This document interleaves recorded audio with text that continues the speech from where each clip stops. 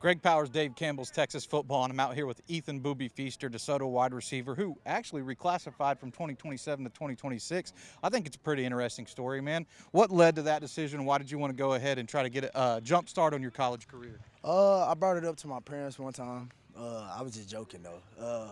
I seen a Ron Williams thing. I was like, Mama, you'll let me go up a grade? She was like, no. But I had the credits for it. I talked to her again about it. I got serious about it. I talked to Sweeney about it. They was like, yeah, because it'll be less tax on your body because I didn't play. I would have played 4 years of high school high school football. So it would have been less tax on my body going into college. I already had the credits for it. I was ready for it. And it didn't really affect my ranking a lot. Going up a grade. So I feel like all the coaches that I was still in contact with that I really had interest in, still mess with me.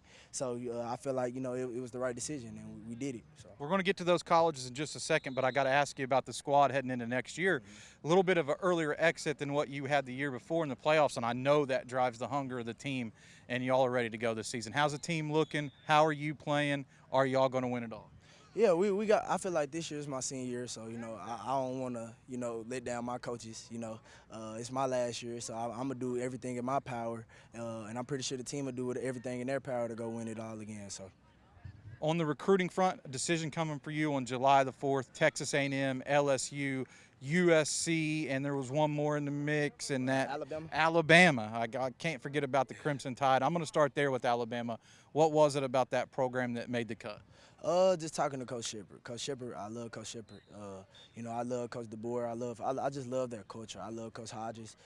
Just being around those guys. He also, one of my friends is also there. And he's the quarterback, Keelan Russell. So that played a big part in it as well. So.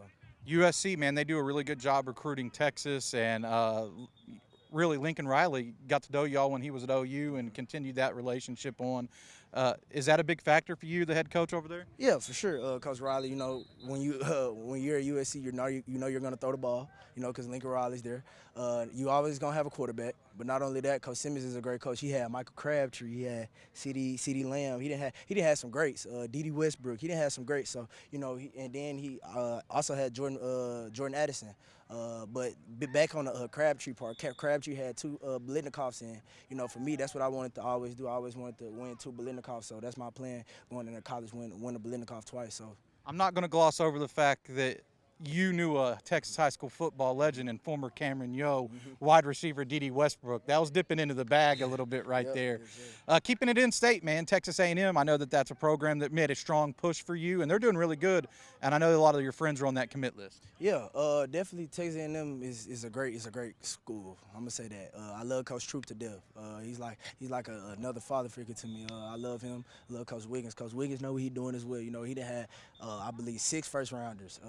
And he got a real great track record. And, he's real great with the students as well, and student athletes as well. So I done heard so many good things about Coach Wiggins, and I love him as well. I talk to him probably almost every day. So everybody's put LSU as a favorite for you from going way back when. You're from the boot.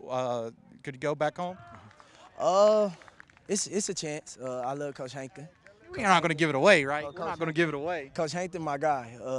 Coach Hankton is my guy for sure. You didn't see, he didn't put in some greats. He didn't put in some receivers that I looked up to. George Pickens. He didn't put in some greats. Malik Neighbors.